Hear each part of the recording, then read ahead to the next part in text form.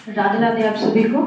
आज हम लोग देखेंगे कि 11th की कॉमर्स की जो इकोनॉमिक्स है और एटीपी का सिलेबस क्या है। तो अभी फिलहाल सबसे पहले हम लोग इकोनॉमिक्स का सिलेबस देखेंगे, जिसमें कि मैंने आपको यूनिट 1 और यूनिट 2 से आने वाले जितने भी चैप्टर्स हैं जिनसे क्वेश्चंस पूछे जाते हैं मेजरली, मैं उनके बारे में भी बताऊंगी। इसके बाद यूनिट 3 और उसके आगे के यूनिट्स के बारे में भी हम लोग बात करेंगे। तो सबसे पहले देखिए, आपको ये आपका इकोनॉमिक्स का है। ये जो है आपका सिलेबस जो है इकोनॉमिक्स का है, जिसमें मैंने आपको यूनिट 1 और यूनिट 1 और यूनिट 2 का सिलेबस के बारे में बताया। इसके बाद में आगे के भी बताऊंगी, ठीक है। अब देखिए, इसमें आपको सबसे पहले पढ़ना क्या है। यूनिट 1 के हिसाब से आपको व्हाट इज इकोनॉमिक्स, अर्थशास्त्र क्या है, ये वाली चैप्टर आपको पहले सबसे पहले पढ़नी है कि आप अगर इकोनॉमिक्स पढ़ रहे हैं तो इकोनॉमिक्स क्या है, पहले इसके बारे में जानिए, ठीक है। इसके बाद आपको पढ़ना क्या है, स्टैटिस्टिक्स, यानी कि इसको हिंदी में कहते हैं सांख्यिकी।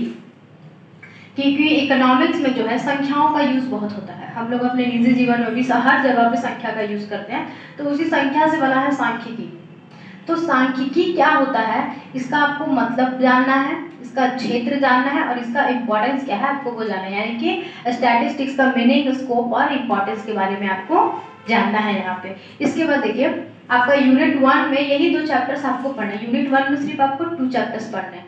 अब देखिए यूनिट 3 में, यूनिट 2 में चैप्टर 3 जो है उसमें आपको क्या पढ़ना है, कलेक्शन ऑफ डेटा, यानी कि आंकड़ों का संकलन। क्या पढ़ना है, कलेक्शन ऑफ डेटा, आंकड़ों का संकलन। उसके बाद आपको चैप्टर 4 पढ़ना है, मेथड्स ऑफ डेटा कलेक्शन, यानी कि आंकड़ों का जो यहाँ पे संकलन किया जा रहा है उसकी विधियां क्या है, उस विधि के बारे में आपको क्या करना है, बताना है। तो आपको ये चैप्टर पढ़ना है। उसके बाद मेक श्योर कि आप चैप्टर 4 जरूर पढ़ें। आप चाहें तो 3 और 4 साथ में भी पढ़ सकते हैं। ये नहीं कि आपको सारे सब चैप्टर्स के सारे क्वेश्चंस पढ़ने हैं, नहीं। इसमें से जो जो क्वेश्चंस आपके इंपॉर्टेंट है, जो क्वेश्चन में एग्जाम में पूछे जाएंगे आपके एमसीक्यू में, आपको सिर्फ उतना ही पढ़ना है। मैं जब आपको पढ़ाऊंगी तो पहले मैं आपको इंपॉर्टेंट क्वेश्चन लिखवाऊंगी, उसके बाद से हम लोग इंपॉर्टेंट क्वेश्चंस को ही टच करेंगे, क्योंकि अब हम लोग जो है वो एंड पे आ चुके हैं। अब हमारे पास महज सिर्फ 3 महीने बचे हुए हैं, जिसमें कि 1 महीना तो आपका फेस्टिवल्स में ही चला जाएगा। दुर्गा पूजा है, दिवाली है, उसके बाद छठ पूजा है, उसके बाद और भी बहुत सारे फेस्टिवल्स होंगे जिसमें कि चला जाएगा। तो आप एंड में आ चुके हैं। तो मैं नहीं बताऊंगा कि आपको किस महीने कौन सा चैप्टर पढ़ना चाहिए था या कि दूसरे महीने कौन सा चैप्टर पढ़ना चाहिए था। उसके लिए आपको करना क्या है कि अब आप सारे चैप्टर्स को पढ़ते जाइए फटाफट, ठीक है। अब देखिए, इसके बाद क्या है, ये दोनों चैप्टर हो जाएगा। उसके बाद आपको पढ़ना है सब important source of secondary data, यानी कि चैप्टर 5 पढ़ना है आपको, द्वितीयक समंक के कुछ प्रमुख स्रोत। ये वाला चैप्टर पढ़िएगा, बहुत इजी चैप्टर है, बहुत जल्दी 1 दिन में खत्म हो जाएगा आपका, ऐसा चैप्टर है, ठीक है। उसके बाद आप चैप्टर 6 और 7 जो है वो साथ में पढ़ लीजिए, क्योंकि इसमें क्या आपको पढ़ना है, ऑर्गेनाइजेशन ऑफ डेटा और क्लासिफिकेशन ऑफ डेटा, यानी कि डेटा को जब आप कलेक्ट कर लेते हैं, जैसे कि यहाँ पे डेटा को कलेक्ट कर लेते हैं तो उसको ऑर्गेनाइज कैसे करना है और उसके बाद उसका क्लासिफिकेशन कैसे करना है, उसको बांटना कैसे, अलग अलग कैसे करना, उसके बारे में हमको पढ़ना है। तो 6 और 7 आप साथ में भी पढ़ लेंगे तो कोई दिक्कत नहीं है। उसके बाद देखिए, आपको पढ़ना है चैप्टर 8। ये सारे जो चैप्टर्स यहाँ से शुरू हुए हैं ना, ये डेटा से शुरू हुए हैं, ठीक है। आपको पढ़ना है chapter 8, diagrammatic presentation of data, यानी कि आंकड़ों का चित्रों द्वारा प्रदर्शन। ये चैप्टर आपको पढ़ना है। तो चैप्टर 8 और 9 आप चाहें तो साथ में पढ़ सकते हैं, ठीक है। इसके बाद आपको पढ़ना है chapter 9, graphic presentation of data, आंकड़ों का बिंदु रेखीय प्रदर्शन। इसमें आपको टाइम सीरीज इंपॉर्टेंट है पढ़ना, टाइम सीरीज से हो सकता है 1-2 क्वेश्चन आपका एमसीक्यू में आए। उसके बाद फ्रीक्वेंसी डिस्ट्रीब्यूशन, थोड़ा सा इस पे भी हम लोग नजर डालेंगे, मतलब बहुत ज्यादा इंपॉर्टेंट चैप्टर नहीं है लेकिन डाल लेंगे। मतलब मेन आपका इंपॉर्टेंट ना ये है, मेन आपका इंपॉर्टेंट चैप्टर ये है। इसके बाद आपका एक chapter diagrammatic presentation of data. अब प्रेजेंटेशन अब भी पढ़ना बहुत जरूरी है, यानी कि आपका स्टैटिस्टिक्स क्या होता है इसका मीनिंग जान लीजिए, व्हाट इज इकोनॉमिक्स ये जान लीजिए, कलेक्शन और ऑर्गेनाइजेशन, क्लासिफिकेशन और प्रेजेंटेशन। आप यूनिट 1 और 2 में इतना चैप्टर्स तो कम से कम पढ़ लीजिएगा, ठीक है। इससे 110% क्वेश्चन रहेगा ही रहेगा, ठीक है। अब इसके बाद मैं आपको आगे यूनिट 3 का बारे में बताती हूँ, थोड़ा सा मुझे समय दीजिएगा ताकि मैं उसको लिख लूँ। अब हम यूनिट 3 की तरफ आगे बढ़ते हैं। तो आगे कहता है क्या कि यूनिट 3 में आपका जो चैप्टर है वो है मेजर्स ऑफ सेंट्रल टेंडेंसी यानी कि केंद्रीय प्रवृत्ति की माप, इससे बहुत ज्यादा क्वेश्चंस नहीं होते हैं, इसलिए हम लोग मीन क्या, इसमें मीन आपको पढ़ना है एक्चुअली में, ठीक है। तो मीन कैसे निकाला जाता है और सेंट्रल टेंडेंसी क्या होती है, मैं उसके बारे में आपको थोड़ा सा बताऊं। देखिए चैप्टर्स आपको देखने में लग रहे होंगे कि बहुत ज्यादा है, लेकिन बहुत ज्यादा नहीं, इसमें से सिर्फ आपको इंपॉर्टेंट क्वेश्चन ही पढ़ने हैं। तो एक एक दिन अगर आप पढ़ेंगे तो आराम से सारे इंपॉर्टेंट क्वेश्चन को हम लोग टच कर लेंगे, ठीक है। तो टेंशन लेने का जरूरत नहीं, यहाँ पे मैंने सारे चैप्टर्स लिखे जरूर है, लेकिन आपको सारे चैप्टर्स जो है वो पढ़ने नहीं है, ठीक है। इसमें से जो इम्पोर्टेंट चैप्टर होगा, जो इम्पोर्टेंट क्वेश्चन होगा, जहां से सबसे ज्यादा क्वेश्चंस आते हैं, मैं वो क्वेश्चंस आपको इसमें पहले बताऊंगी, क्योंकि हमारे पास समय जो है वो बहुत कम है ना।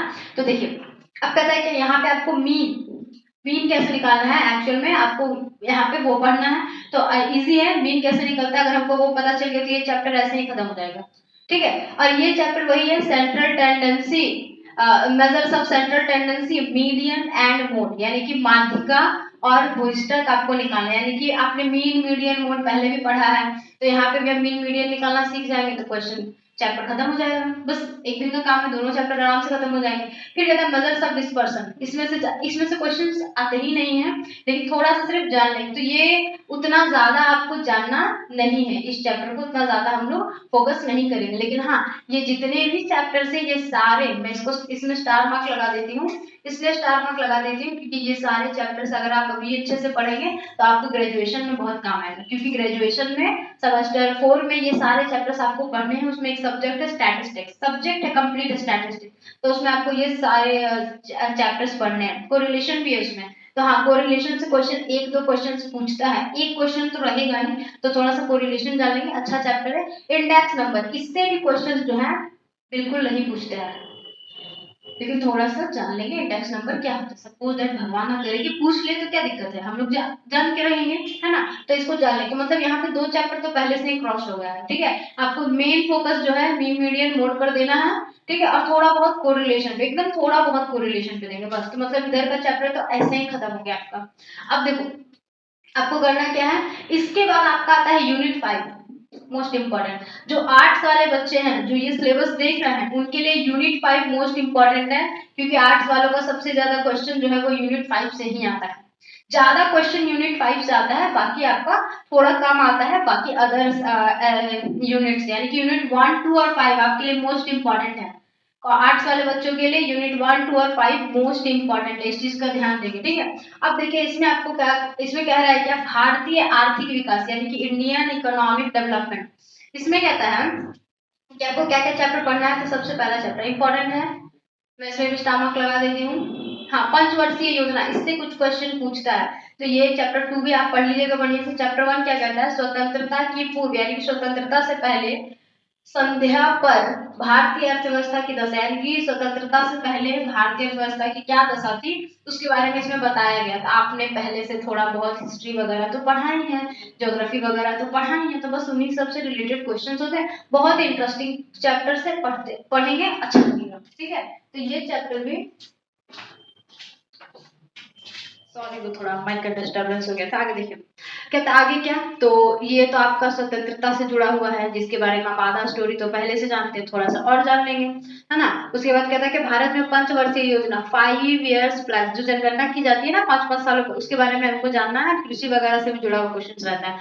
उसके बाद कहता है कि एग्रीकल्चर, कृषि के बारे में नहीं जानते हम लोग, आराम से जानते हैं, तो कृषि जो है उसके बारे में पढ़ेंगे, तो पहले से थोड़ी जानकारी है, थोड़ी सी और इसमें डेप्थ में ले लेंगे। फिर इंडस्ट्री, कॉमर्स के बच्चे तो इंडस्ट्री आराम से जानते हैं, आप लोगों ने पढ़ा भी होता, आपके लिए तो ये चैप्टर समझ लीजिए कि पहले से ही खत्म है, अगर इससे क्वेश्चंस कम ही पूछते हैं, लेकिन अगर पूछा तो फिर आराम से कर लेंगे, ठीक है। अब देखो आगे कहता है विदेशी व्यापार, ये भी क्या आपने नहीं पढ़ा है, विदेशी व्यापार जो दूसरे देशों से आके या दूसरे देशों में जाके व्यापार किया जाता है उसको विदेशी व्यापार कहते हैं, मतलब दूसरे देशों में जो व्यापार किया जाता है, अपने देश की सीमा को लांघ के अगर आप दूसरे देश में व्यापार करें तो उसको विदेशी व्यापार करते हैं। इससे भी ज्यादा नहीं, विदेशी व्यापार क्या होता है, इसकी क्या क्या विशेषताएं हैं, ये सब थोड़ा मोड़ा क्वेश्चंस पढ़ना, एकदम थोड़ा मोड़ा, तो ये सब चैप्टर्स जो ऐसे ही खत्म हो जाएंगे।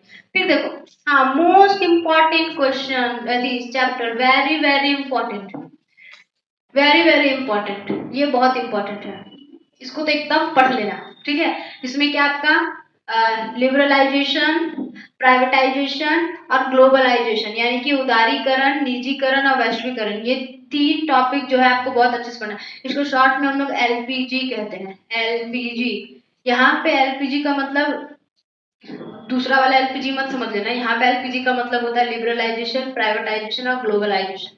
ठीक है, इसके अलावा ये आपका यूनिट 5 है, इसमें बहुत एकदम थोड़ा सा समय लगेगा, सारा चैप्टर्स खत्म हो जाएगा। टेंशन मत लेना कि अरे बहुत सारा चैप्टर्स नहीं है, क्वेश्चंस बहुत कम पढ़ने हैं आपको इस सब में। ठीक है, अब आगे का यूनिट्स तो हो चुके हैं, इसके बाद आपका बाकी रह गया बस ये कुछ चैप्टर्स हैं जिनसे बहुत लीस्ट अमाउंट में क्वेश्चंस आते हैं एमसीक्यू में।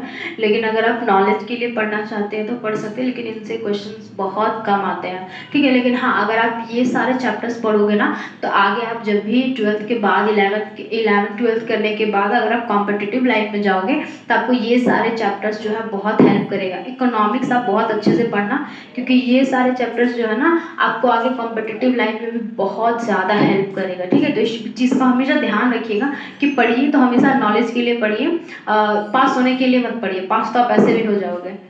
ठीक है, तो देखिए कहता है क्या कि यहाँ पे आपका जो है चैप्टर 7 है निर्धनता, यानी कि पॉवर्टी, गरीबी के बारे में जानना है आपको कि गरीबी क्या होता है, गरीबी में कितने तरह, गरीबी के भी टाइप्स होते हैं अलग अलग, तो वो सारा आपको इसमें पढ़ना है। जैसे हम लोग पढ़ते हैं ना upper level, lower level, middle level, मतलब गरीबी रेखा से भी एकदम नीचे जो होता है, एकदम लोअर द पॉवर्टी होता है, ये सब इसमें आपको जानना है। उसको चैप्टर 7 कहते हैं। ग्रामीण विकास, यानी कि गाँव का विकास कैसे हुआ है उसके बारे में जानना है। इससे भी बहुत लीस्ट अमाउंट में क्वेश्चन पूछा जाए, मतलब ये जितने भी चैप्टर्स है ना इसमें बहुत लीस्ट अमाउंट में क्वेश्चंस होते भी नहीं है, ऐसा होता है। ठीक है, तो एकदम लास्ट में हम लोग इसके बारे में पढ़ेंगे। हाँ, इसमें जो इंपॉर्टेंट चैप्टर है ना आप ये जरूर पढ़ना, ये आपको आगे भी काम देगा, खास करके ग्रेजुएशन में। अगर आप कॉमर्स के बच्चे हैं, आर्ट्स के बच्चे कहीं भी, तो वो आप ये वाला चैप्टर जरूर, अगर आपको कॉम्पिटिटिव लाइन में जाना है तो आप ये चैप्टर जरूर पढ़िएगा। ठीक है, तो आपका उसके बाद हो गया क्या, ह्यूमन कैपिटल फॉर्मेशन, कि मनुष्य के द्वारा पूंजी का निर्माण कैसे किया जा सकता है, उसके बारे में आपको इसमें पढ़ना है। फिर कहता है क्या कि चैप्टर 10 है आपका यूनिट 7 से रोजगार, एम्प्लॉयमेंट, रोजगार क्या है उसके बारे में पढ़ना है। उसके बाद मुद्रास्फीति, इन्फ्लेशन, अगर इन्फ्लेशन का मतलब ही होता है महंगाई, इन्फ्लेशन का मतलब ही क्या होता है, महंगाई। महंगाई क्यों बढ़ रही है, कैसे बढ़ रही है, इसका कारण क्या है, इसको रोका कैसे जा सकता है, इसके बारे में पढ़ना। बहुत इंपॉर्टेंट चैप्टर है, यही नहीं आगे भविष्य का सोच के चलिए, ये चैप्टर आपको वहां भी काम आएंगे। उसके बाद आपका भारत का विकास अनुभव, डेवलपमेंट एक्सपीरियंस ऑफ इंडिया, मतलब इसको इसमें ना आपको तुलना करना है। तुलना किसमें किसमें करना है, पाकिस्तान और चीन के अकॉर्डिंग भारत का कितना विकास हुआ है उसका अनुभव आपको इस चैप्टर में बताया गया, उसको पढ़ना। इससे क्वेश्चंस नहीं ही आते हैं, लेकिन मैंने बस बता दिया जानकारी के लिए। इतना जान लीजिए कि अगर आप किसी भी सब्जेक्ट को पढ़ रहे हैं तो उसमें कितने चैप्टर्स हैं, क्या क्या चीज़ें हैं, आप पहले उसके बारे में, उसके इंडेक्स के बारे में पूरी जानकारी रखिए कि आपको क्या क्या पढ़ना है। ऐसे नहीं कि बस मैं पढ़ाती जा रही हूँ आप पढ़ते जाइए, नहीं, आप जानकारी रखिए कि आपको क्या क्या पढ़ना है, कितना पढ़ना है, कितना नहीं पढ़ना है, किनको कौन कौन सा चैप्टर इंपॉर्टेंट है, कौन कौन सा चैप्टर इंपॉर्टेंट नहीं है।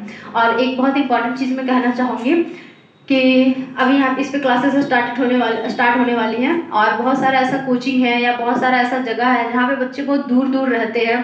ठीक है, अगर मैं धनबाद से हूँ तो यहाँ पे, तो मैं जिस एरिया में रहती हूँ यहाँ पे लोकल में बच्चों को कोचिंग्स मिल जाते हैं, इंस्टीट्यूट्स मिल जाते हैं जो उनको पढ़ाता है। लेकिन और भी बहुत सारे ऐसे दूर दूर के एरियाज है जहाँ पे बच्चे नहीं पढ़ पाते, तो कृपया करके वहाँ तक मेरी वीडियो को पहुँचाइए ताकि वो बच्चे भी, बहुत ज़्यादा नहीं फिर भी कुछ तो पढ़ पाएँ, क्योंकि उनको अच्छी कोचिंग प्रोवाइड नहीं हो पाती है। पढ़ने की इच्छा तो बहुत रहती है लेकिन वो पढ़ नहीं पाते हैं, तो वहाँ तक मेरी वीडियो को पहुँचाइए। अगर उन बच्चों का कुछ हेल्प हो जाएगा तो बहुत अच्छी बात रहेगी। मैं यहाँ पे ये सारी वीडियोस जो बना रही हूँ मैं लाइक्स और व्यूज़ के लिए नहीं बना रही हूँ, सबसे पहली चीज़। ठीक है, मैं इसलिए बना रही हूँ ताकि जो बच्चे ऐसी जगह पर हैं जिनको अच्छे से ट्यूशन्स नहीं मिल पा रहे हैं, ट्यूशन्स मिल रहे हैं लेकिन वो बच्चों को अच्छे से पढ़ा नहीं पा रहे हैं, या सारा सब्जेक्ट कवर अप नहीं हो पा रहा है, तो उसके लिए मैंने ना ये ऑनलाइन वाला भी सिस्टम चालू किया। मैं ऑफलाइन तो पढ़ाती ही हूँ, ऑनलाइन भी स्टार्ट किया, तो आप चाहें तो फिर आगे शेयर कीजिए और नहीं कीजिए।